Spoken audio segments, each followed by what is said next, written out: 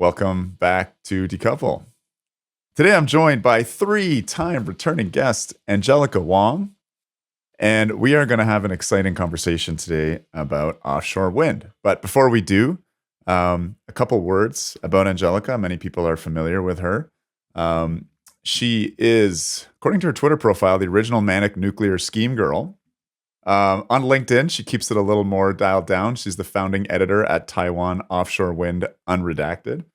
And of course, I'm most proud of her for her contributions to decoupled dispatches.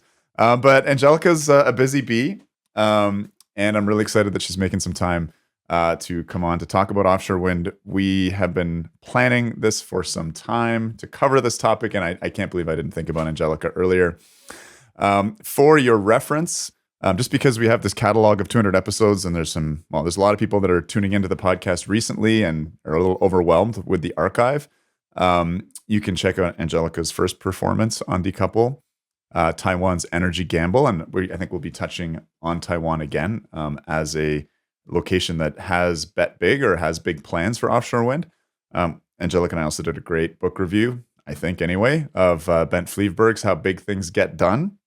And that interview and some others has actually led to introductions of Gary Rose, VP New Nuclear at OPG, as well as His Excellency Muhammad Al-Hamadi being introduced to Bent Fleveberg to update his database and understanding of how big nuclear things can get done well.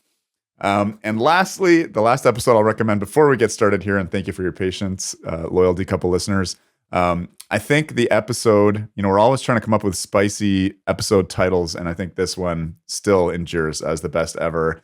It was a very interesting interview, and it's Hannah Rosenblum, I think. Anyway, the episode was called "What's a Wind Drought? Europe's Lust for the Gust," and that was all in the context of the 2021 wind drought, which really threw Europe's power systems for a run. So, lots to dig back into the archives to explore. But without further ado, Angelica, welcome back to Decouple.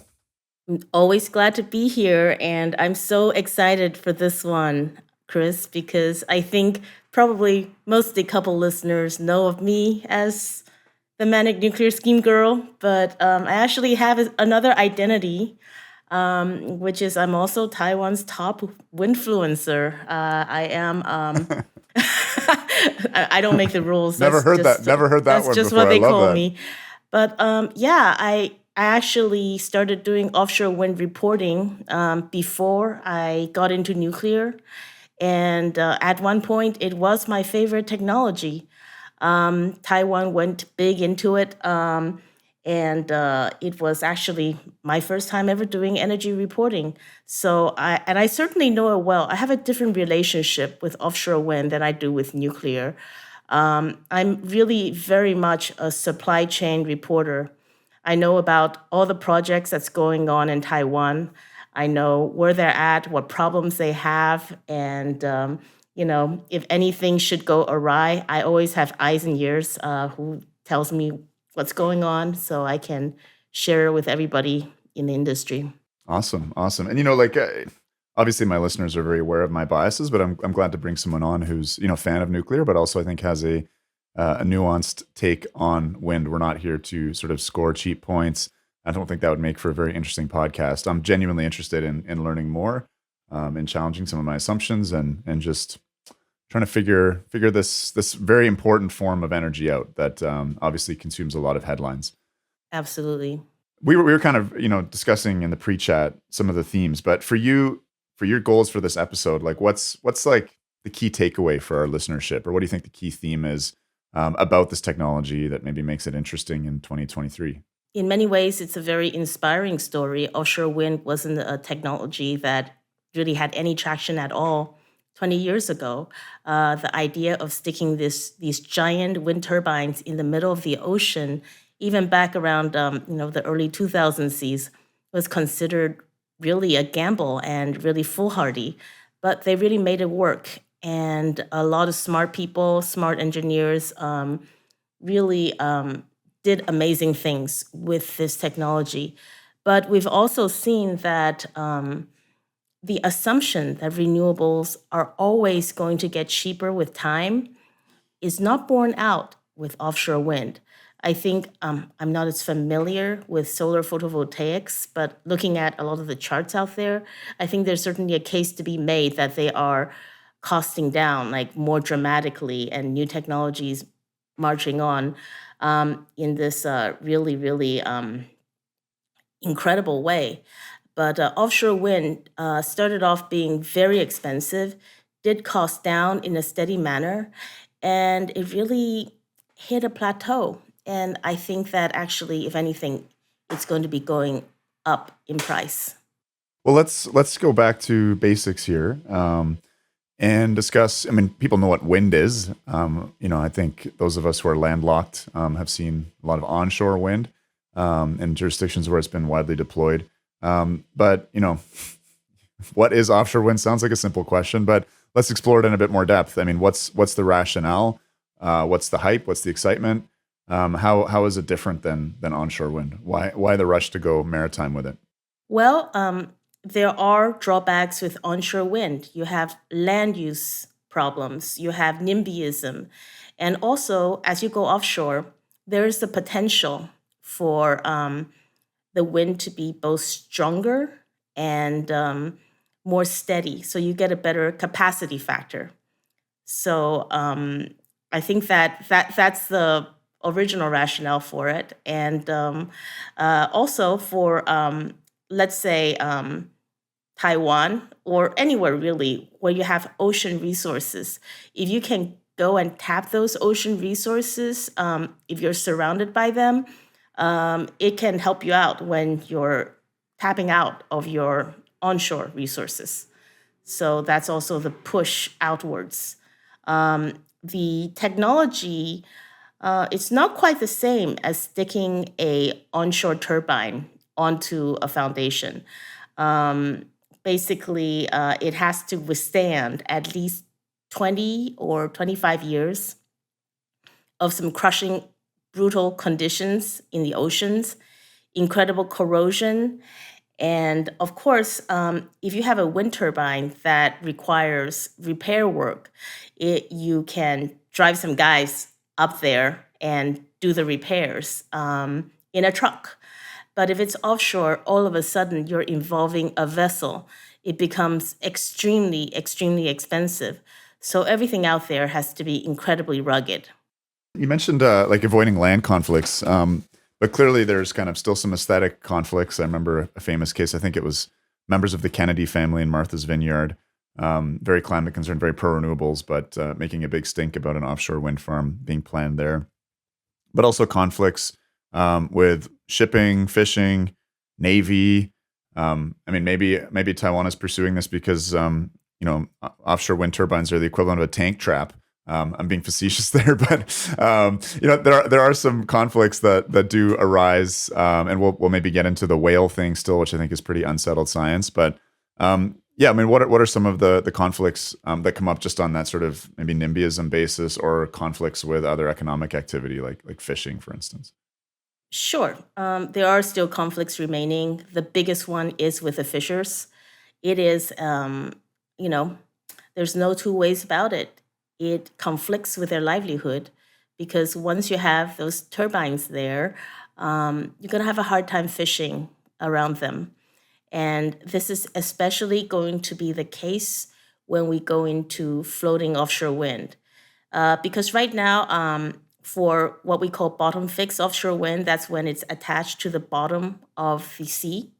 There's two kinds of structures. You can have a monopile, which is just like, sticking a fence post into the ocean floor and holding a wind turbine on top of that. Or you have a jacket, which is a more complicated three-legged or four-legged structure with trusses to make everything Wow. stable.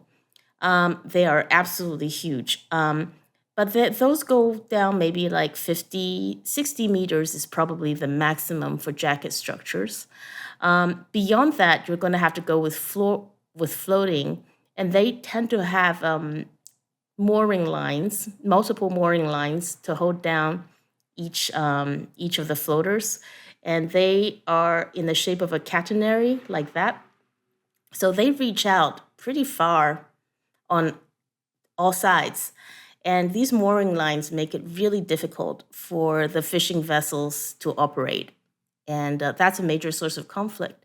In terms of wildlife, there's there's possible dangers in several directions. We might as well talk about the whales now, since we're on the Sure. subject already. In Taiwan, there's the very rare Formosa white dolphin, which is on the verge of extinction. We don't know how many individuals are out there, but probably in the double digits, and we're really keen to keep that species around. And the major threat is in the installation of offshore wind farms, because you have to drive those piles into the seafloor. That creates a lot of noise, and that has the possibility of deafening any kind of cetaceans, and they say a deaf whale is a dead whale, because once those sound waves destroy their hearing, they lose the ability to feed. So there are mitigating measures, mainly called a bubble curtain. Basically, it's just something that lays on the seafloor that creates a circle of bubbles around the piling action, but that is only a partial mitigation method. So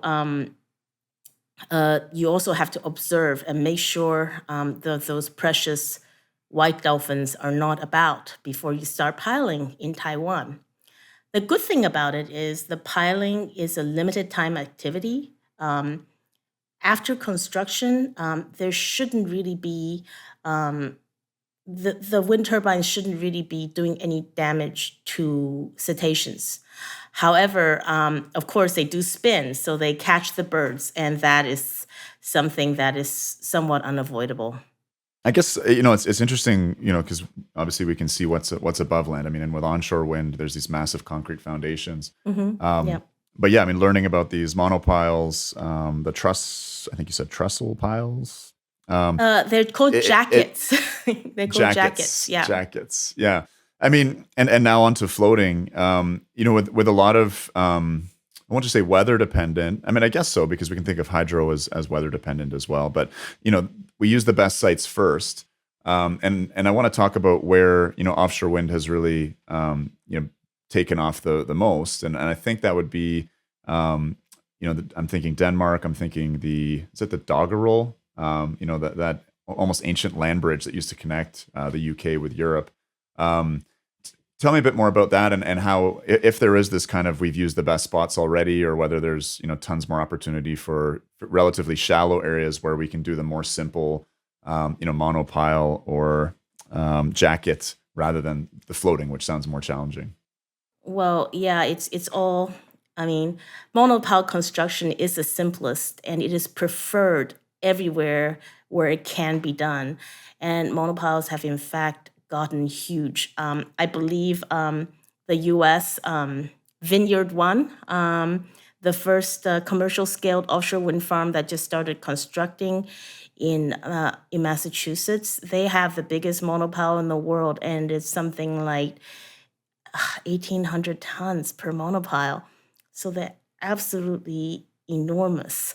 And these In are just Europe, like big hammers that are smashing these. yeah, a monopile would be placed in place, and they'll have a monopile gripper to hold it. And then, yeah, they'll have a hammer that either it's a vibro hammer that vibrates it in, or they'll actually, a giant hammer that hammers it in. You can imagine, yes, it does cause sound. In terms of the jackets, they're kind of more like a structure, like an upside down stool. If you can Yeah. imagine and then the trusses are holding it, and they have pin piles on each of their little legs that kind of pin them to the seafloor. Yeah, I yeah, it's a they are putting in incredible. I mean, the new goals are just absolutely incredible for Europe, and I actually don't know how they're going to fit all that capacity in there. Um, I'm just looking up the numbers now so that I can be accurate about it. But this was 9 European countries pledging a huge expansion of the North Sea offshore wind capacity. Um, and yeah, they are expanding the capacity to 120 gigawatt by 2030 and 300 gigawatts by 2050. But I believe that 2050 number is like an eightfold increase of what they have right now. Now, I am focused on the Taiwanese market, so I'm not going to be completely expert in the European market. But my understanding is that they're definitely going to have to push majorly into floating. And as a reporter working in this industry, I'm actually very concerned that they're trying to run before they can walk, because I think the cost down journey for offshore wind itself, the bottom fixed type, is already extremely uncertain. I think floating offshore wind, which is like nose-bleedingly, eye-wateringly expensive right now, I just don't think you can take it for granted that you're going to be able to make it cheap. And again, just one last question because I'm trying to understand, what lies beneath the surface here. But does in a floating platform, like how deep is the water, and is there is yeah, I guess the guy wires connect to the ocean floor, but the actual like 300 ton, 500 ton structure is literally floating in water. Am I misunderstanding that? Well, as it says right on the tin, it is a floating offshore wind platform. And I can't describe them to you because there's no industry standards. There are, in fact, dozens. This is another reason why I don't believe that it's going to cost down in any kind of a predictable way, because the industry haven't even settled on a technology. There's a spar, which is just like, imagine a bobbing cork on the ocean, except it's longer and narrower. There's the semi-submersible, which seems to be emerging as a bit of a leader, and this like basically like a number of steel tanks in a triangular formation, and Mm, like it filled says, with air. it's Yeah. filled with air, and it's a semi-submersed in the water. There's tension leg platforms which have a smaller footprint, and that's when you have the mooring, instead of going out like the catenary shape, they go straight down, and then of course they have to hold a lot of tension, hence the name tension leg platform.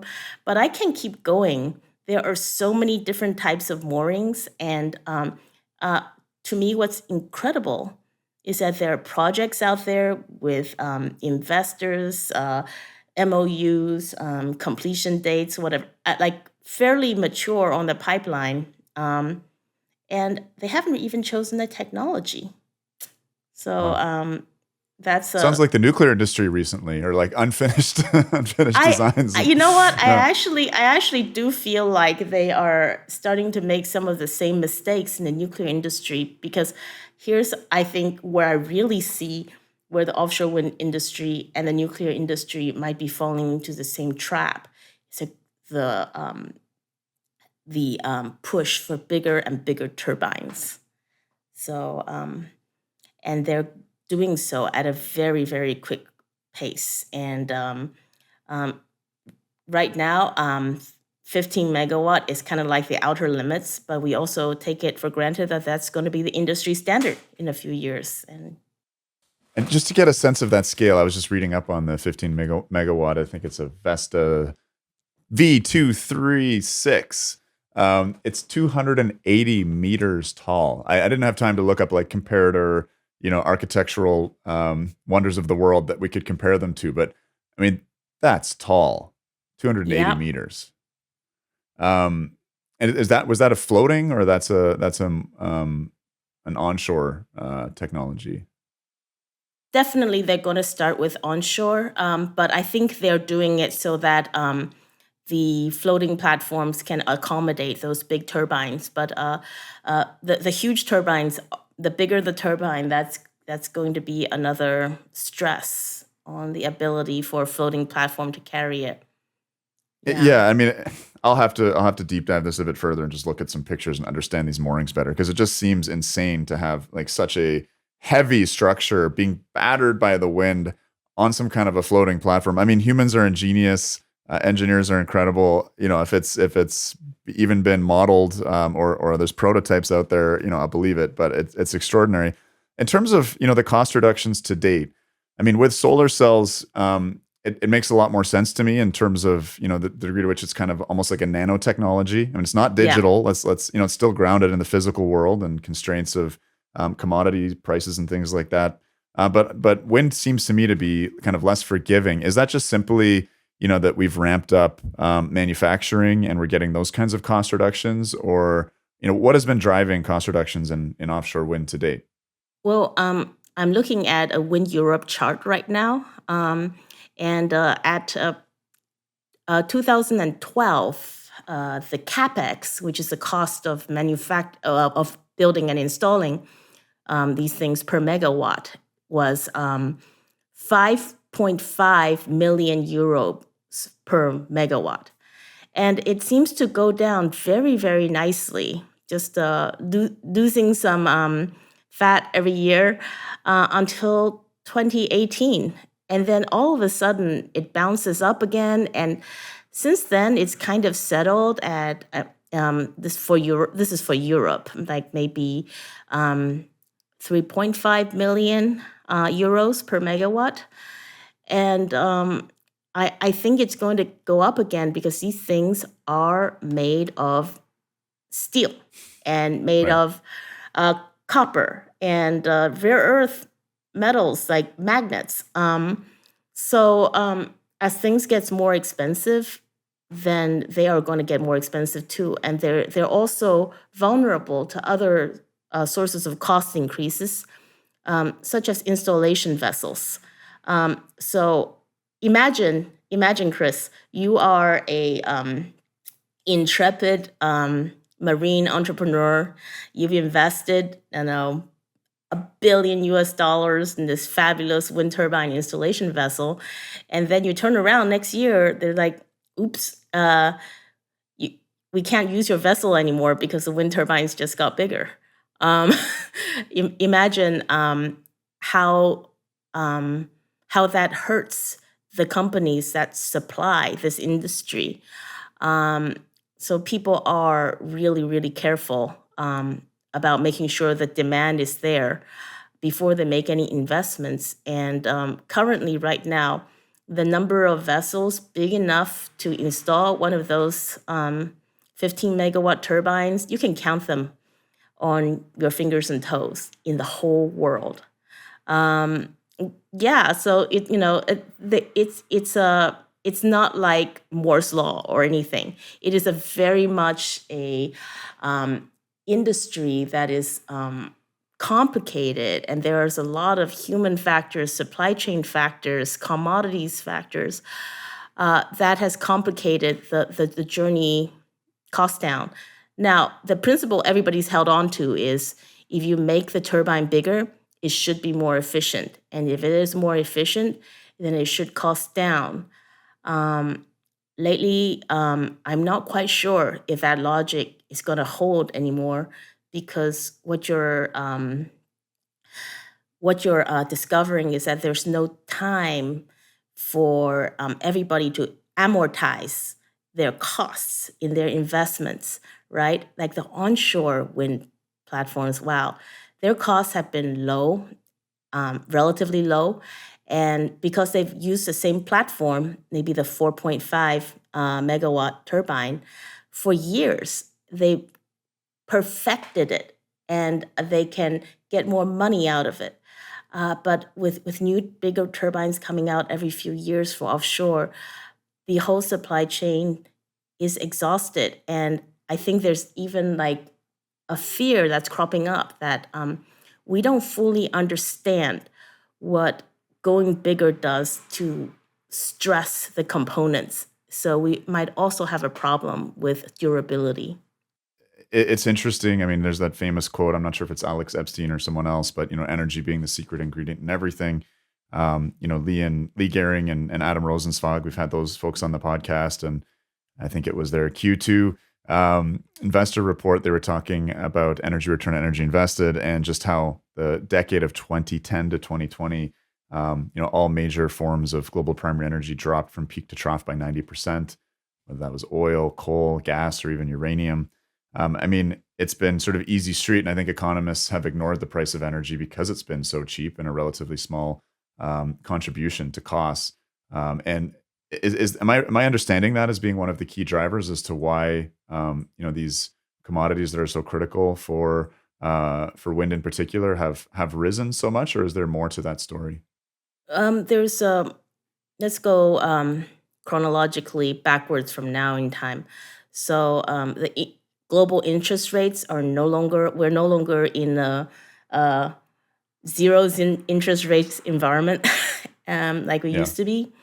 That's a huge driver in cost already in and of itself.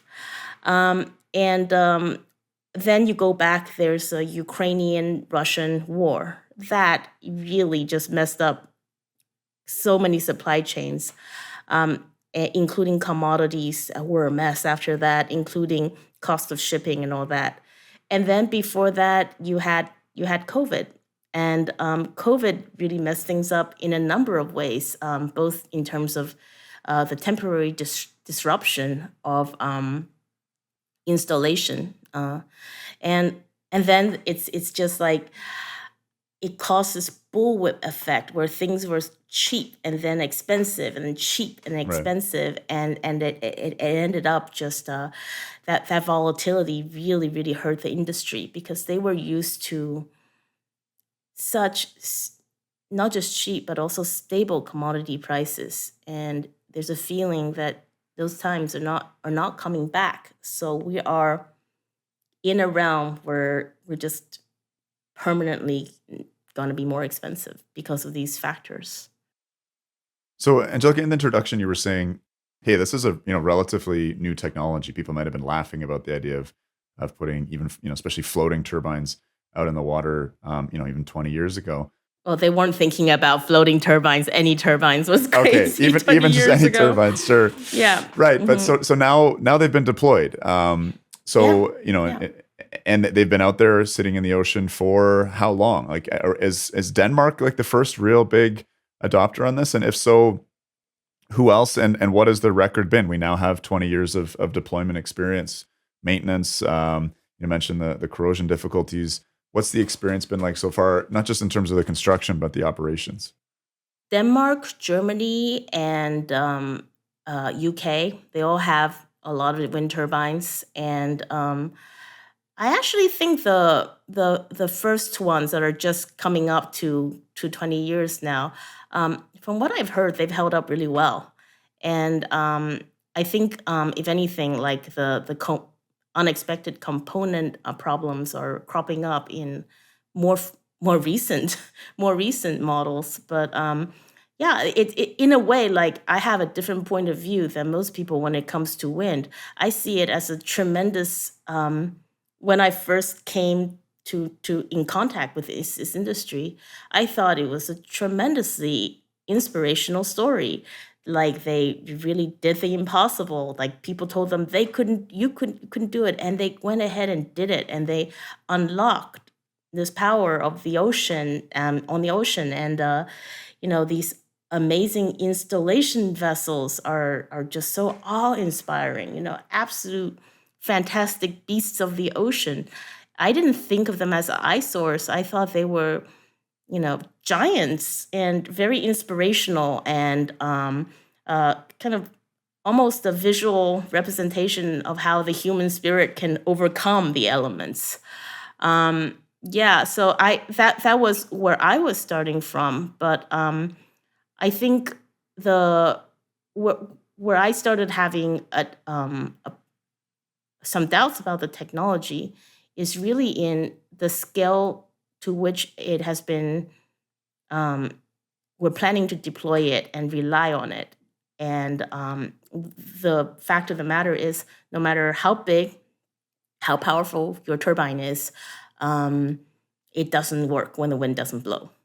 And I mean, even we talked about this, we brushed on it very, very quickly, but the increased capacity factors at sea, but also the higher wind speeds. I think it was Hannah Bloomfield, I'm recalling her name correctly. If you go from 12 miles per hour winds to 15 mile per hour winds, you double the power output. It's just, the physics of how these things harvest energy. There is an incredible advantage, but as you say, I mean, what kind of capacity factors are the best offshore wind turbines hitting these days? Oh shoot. Sorry, I think it's different for different places. Of it course. it Yeah, yeah, yeah. certainly is it certainly is better. I don't want to give a number just because within the Taiwan market where I know the best, they're still like accumulating data. It certainly is going to get better as you go further out into the ocean. But there's still the seasonal factor. Like it's going to produce more in the winter, where uh, rather than summer. And Taiwan, the demand goes the other way. We want more wind in the summer and less in the winter. Interesting. And I mean, again, listeners should check out that episode on wind drought. To kind of try and summarize that quickly. It's this theory that the poles are heating relatively quicker than the equator, and one of the big drivers of global wind patterns is that temperature differential.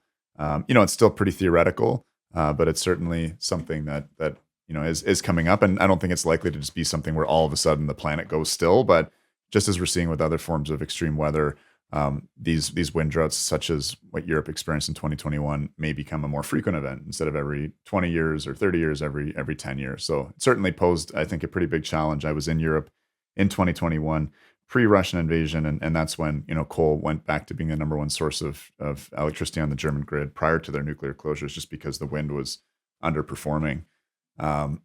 Anyway, all that aside, I've been following stories about. I guess in a similar way as there used to be a fair amount of solar manufacturing in Europe, that has mostly, or maybe almost entirely, migrated over to Asia, primarily China. Do you have a sense of what's been happening with the offshore or wind industry in general, but offshore wind industry in particular? It certainly seems like it had a strong showing and origin story in Europe, with the Danes in particular. What's going on in terms of the manufacturing side of things? Sure. We need to talk about China, but first of all, I did Sure. a guerrilla up Google search, and apparently the capacity for offshore wind power oscillates between 35% and 45%. That sounds really good to me, actually, from the other figures I've heard before. I think the problem is that, you get a whole bunch of different figures. They're all over the place, but hopefully that gives you some idea. In terms of manufacturing, I think we have to talk about China. Um, you know, Sure. um, China is its own beast within offshore wind. They have their own domestic supply chain, and unlike the Western OEMs, so who makes the wind turbines? Basically, three companies. That's non-China. There's Siemens Gamesa, there's Vestas, and there's GE. But within China, they have like, uh, I think like a dozen different wind turbine manufacturers, and they do massive, like both onshore and offshore. And it's always hard to get complete transparency, but it seems like their costs have been going down, down, down, down, down. Unlike Europe, unlike which has stagnated, and unlike Taiwan, where the costs started off high and just never moved from that very high place. So I don't know what's going to happen. And people are always wondering if the Chinese turbines are going to slip the home market and start exporting. But it's something that really hasn't happened so far. And the reason why, I think, is because these are such long-term investments. So it doesn't pay to buy a cheaper turbine if you don't feel like you can count on that company, first of all, to do O&M for you, That's and then operations to and maintenance, or guarantee the performance for 20, 25 years. Yeah. interesting. Yeah. So obviously, I mean, I'm obviously comparing this to like to the nuclear world where you have like a fixed plant and a staff that's always there, that develops this kind of symbiotic relationship with the plant. People that work there their entire lives. Whereas this more modular approach to energy of hundreds of offshore wind turbines, it becomes a much bigger deal. I think organizing that continuity of maintenance, given that there's not a local community right next to the wind turbine that's kind of married to it in a sense. I don't know if that makes sense. I think there is like a small number of people who there will be a O&M, like here in Taiwan, for instance, Ørsted has an O&M center, and they have a few people there to not a lot, but to watch it and make sure it's okay. And then every season, maybe they'll go out there with a vessel to make sure all the ball bearings are where they're supposed to be and stuff like that. It can be very, very expensive to repair one of those things. So they really try and make sure that the maintenance is done well. So going back to those European suppliers, I read a story probably a year ago about I'm not sure which of those three companies it was, but part of a major deal with Scotland was that they would localize manufacturing, and so for a number of years they were rolling the towers there in a big steel mill, but pretty quickly and silently that was offshore to Vietnam, where they're I think doing some of the more kind of low skilled parts of the supply chain. I've heard Siemens Gamesa posted massive losses, I think billions of dollars just in Yeah. one quarter last year. I mean, what do you think the relative health of these European companies are? Are we likely to see what happened to European solar happen to European wind? The major turbine makers have been involuntary nonprofit organizations for a few years now. And the outlook for 2023 is bad. We've talked before about the inflation and the commodity price driven headwinds, but I really think that those are like extra problems that piled on later on that they couldn't exactly control. But the problem within the industry is that they're always trying to get to the bigger the turbine wars, right? So they're so aggressive about getting to the next size up and getting a bigger piece of the pie, having the biggest turbine, that nobody seems to notice that they're just not making any money in the industry. It's like that joke, right? Oh, the food here is terrible and such small portions. Well, within the offshore wind industry, it's like, oh, nobody's making any money in this business. Let's make up for it in volume. Right. And they do have, I think they do have a lot of volume coming because all these countries have set all these really ambitious goals. And turbine prices are going to go up. They've pretty much said so. And they pretty much said to their governments, if you want your goals to actually be achieved, we're going to ask for some sort of support, some sort of government support. And of course, in the US, you have the IRA that has made it very sweet for them to build factories there, even comply with the US localization requirements, which are completely ridiculous. Do you know, Chris? They actually, New York State, Connecticut, they all have their own localization schemes on a state by state levels, and they're totally willing to like elbow each other and fight each other for the factories, and it results in a really expensive product. In terms of the manufacturing, again, like I think a lot of us, myself certainly included, maybe I shouldn't project onto others. We think of this as being a fairly simplistic technology. It's very, very old. But in terms of modern wind turbines, there's a ton of complexity in terms of just the gearing, the motor, the rare earth minerals, the magnets. I think, but also the the high tech programming, computer software that goes into them. So first off, let's talk a bit about the high tech side of wind, then I think my sense is that high tech stuff is sort of staying in Europe, but a lot of the manufacturing, even if you're just buying the commodities, those commodities are tending to come from where they're lower cost in China. But as in that story on Scotland, rolling some of the more simple parts like the towers in Vietnam. How is the supply chain sort of breaking apart in that regard between the high and the low tech stuff? It just really comes down to if you want to do things in Europe, it is just going to cost more. And yeah, sure, there's some higher value products, maybe some. I'm not sure how high tech it is actually, but the difficulty comes from having to make something very big, absolutely enormous, but it also has to be tremendously, tremendously precise because imagine those blades spinning in high winds. They're going under enormous stress.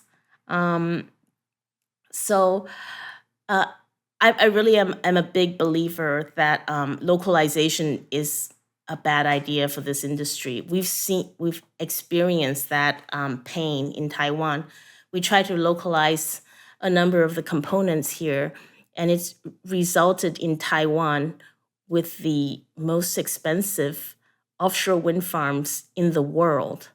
And it's really a shame. I think at some point you have to make a decision. What's your product? If your product is electricity, then you have to go to those lower cost suppliers. And not necessarily Vietnam, like Korea is very, very strong in the manufacturing of foundations, Indonesia, places like that. I think there are some factories.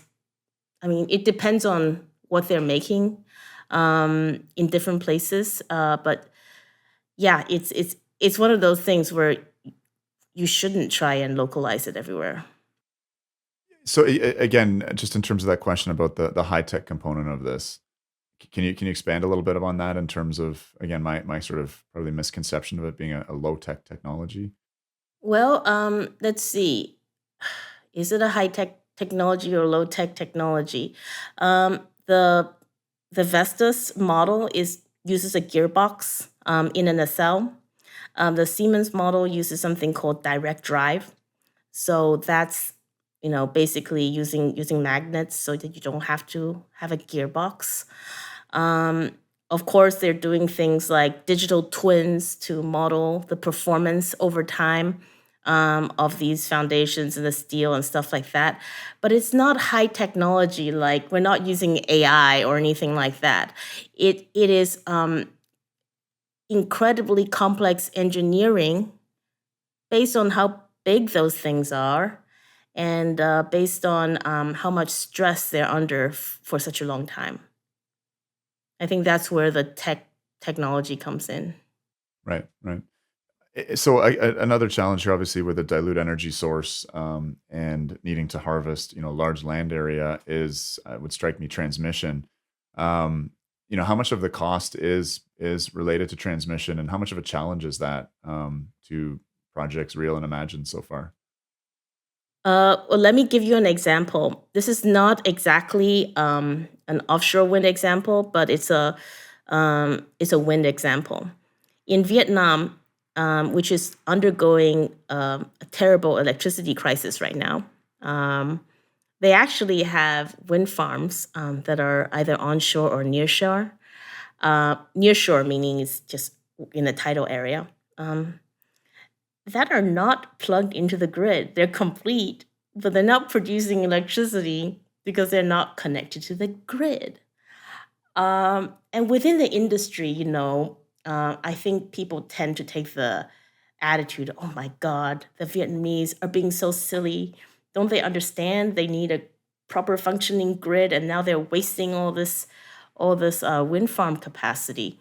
But I think that the Vietnamese, I don't think they're stupid. I think if this would be an easy matter, it would be done already because they need the power very, very badly. The truth of the matter is, whenever you have a more intermittent source, I don't understand too much like dilute or whatever, but whenever you have a more intermittent source, you're going to need so much more grid to accommodate it. Think about it this way, right? If you have a certain number of cars on the highway, it's coming at a very constant pace. That's the ideal. That's the least amount of highway you need. If the cars are coming in intermittently, if you have rush hours, all of a sudden you're going to need a much bigger highway to accommodate the same number of cars because they're not spaced properly. Right. So yeah, with any intermittent source, you are just going to need more grid, and that's something everybody has to figure out. I guess in terms of the energy dilute nature, I'm just referring to the fact that rather than having a big centralized power plant like a coal station or a gas station or nuclear station with a set of lines coming out of it, you need Yeah. to, have a whole bunch of, branches and trunks that are going off to each individual turbine. And I'm not sure what the spacing is like out at sea versus on land, if it has to be greater or lesser. But I imagine that's a lot of copper. Yeah, well, you see those cables like coming off each turbine's already big, and then they all get patched in a fishbone manner into a substation cable that's like huge. It's absolutely enormous. And then they ramp it up to high voltage, and then they ramp it down, and they feed into the grid. It's a lot of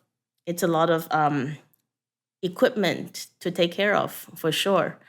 Yeah, I think we also need to talk about how, um, in the case of Taiwan, which is the market I work in, we used to have a grid that did have these big producers, and we have a very centralized grid where it goes up and down the island almost like a spine, and then the grid reaches out. And it actually worked really well. It's really efficient.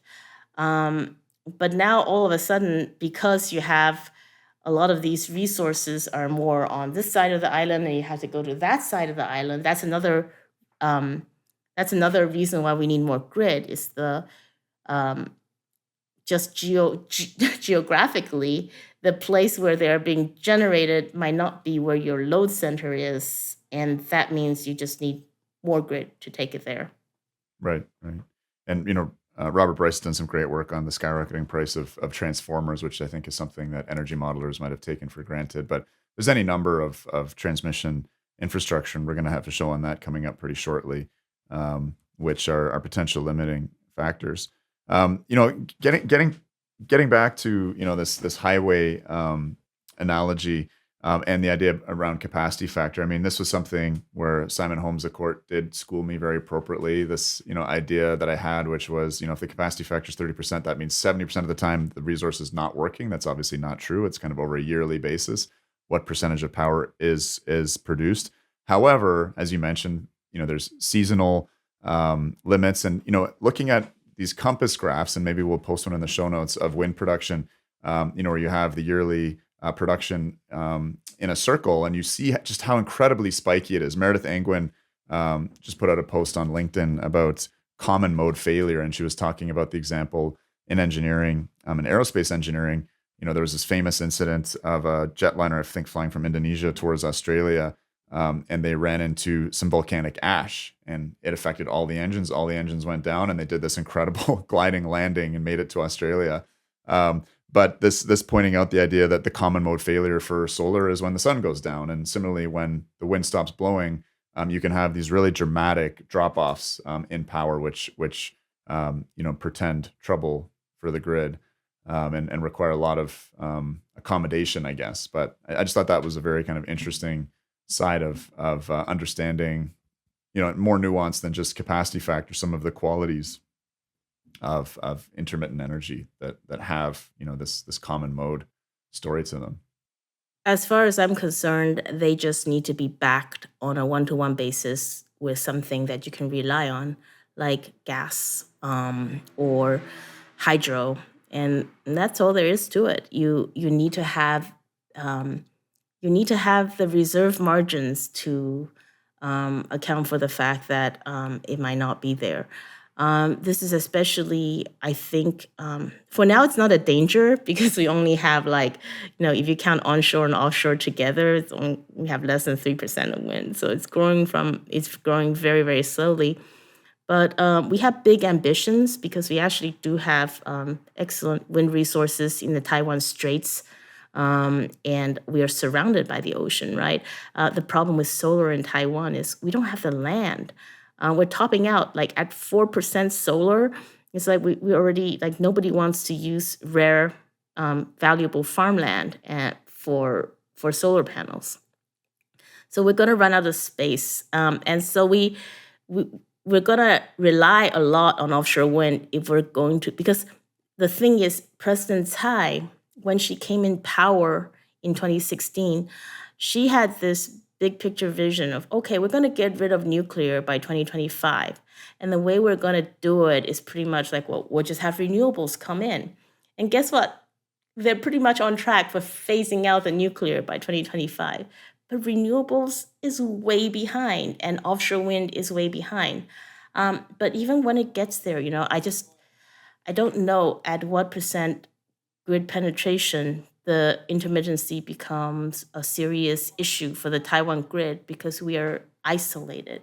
We're not connected to anywhere else. And that's been, I guess, the saving grace of within Europe is this massive interconnected grid that connects, I think, between For them, they can 500 to 700 million people. Yeah, they can soak up that power, shift it around, and I think what they really want to do, why they're building so many, planning to build so much new capacity, they want to make hydrogen with it. Now, again, is that something that's going to be economical and cost out? Question mark. But that's the plan. So I want to spend the last few minutes zooming in on Taiwan. We've talked in fairly global terms about the technology. But you are an expert in the Taiwanese wind industry and in Taiwanese energy more generally. I do want to touch just on some of the change in tone on that nuclear phase out. It sounds like reality is coming is coming for Taiwanese politicians and energy planners. But first off, just any other kind of comments on this very ambitious set of proposals and commitments in Taiwan? Have offshore wind farms already been built in Taiwan? How many? Yes. How's it going compared to what's been promised? We finished. We are behind, and there's been a lot of construction challenges. And we really in Taiwan we just went go go go. We kind of really plunged into it without too much of a policy framework and. Just to speed things up, because there's a lot of inside baseball that's not going to apply to other markets, I'll just want to give my advice from we're at a very troubled time in the Taiwan market right now where there's even some talk that the next round of auctions could collapse because basically they don't cost out anymore. And by the way, that's happened here and there in other places too.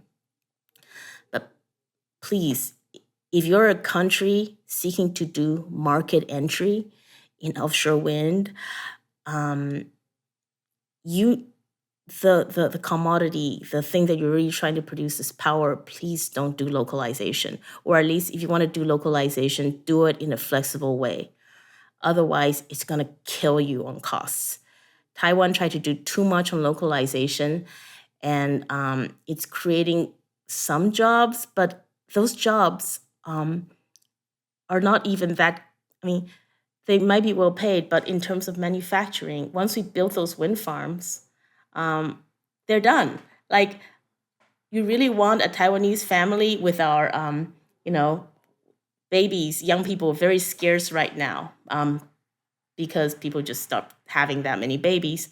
And you want to train him or her to be a welder, and which is highly taxing, highly also hard, dirty job.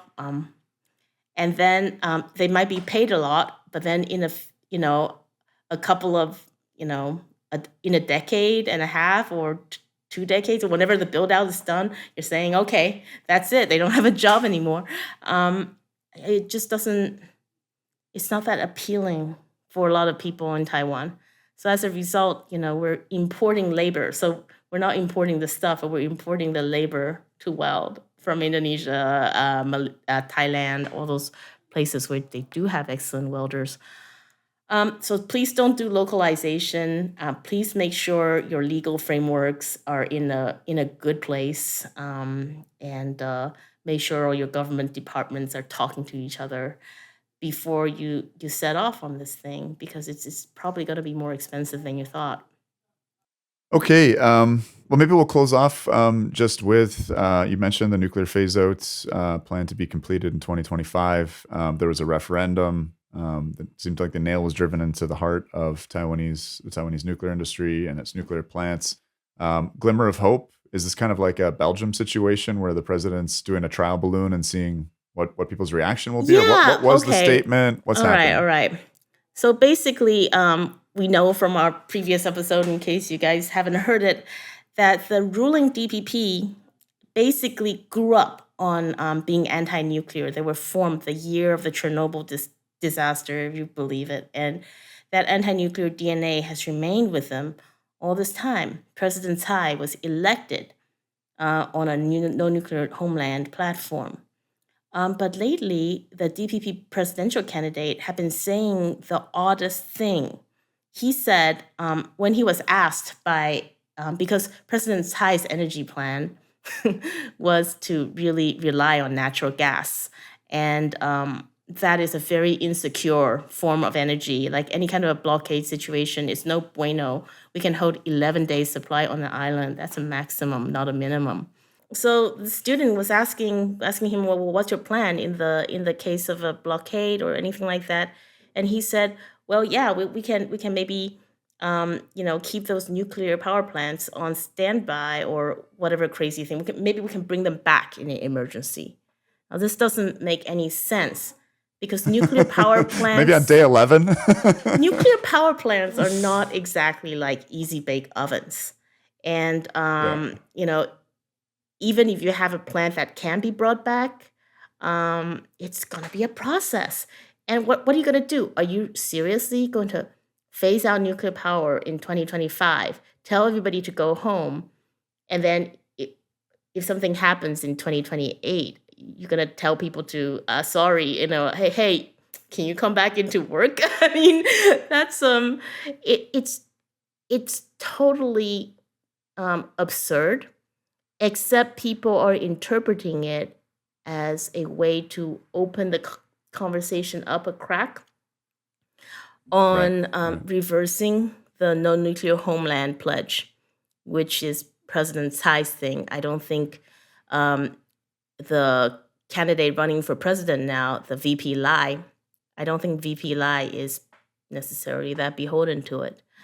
So now we have three potential viable presidential candidates in Taiwan, and they've all said either pro-nuclear or, in Lai's case, we can call it crypto pro-nuclear things.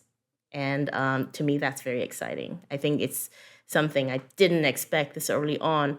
I did expect whoever got elected would probably would probably change the policy, because I just don't think we can do without our nuclear power plants. But this is earlier. This is earlier than scheduled. Right. Well, I mean, what a turnaround we saw in South Korea.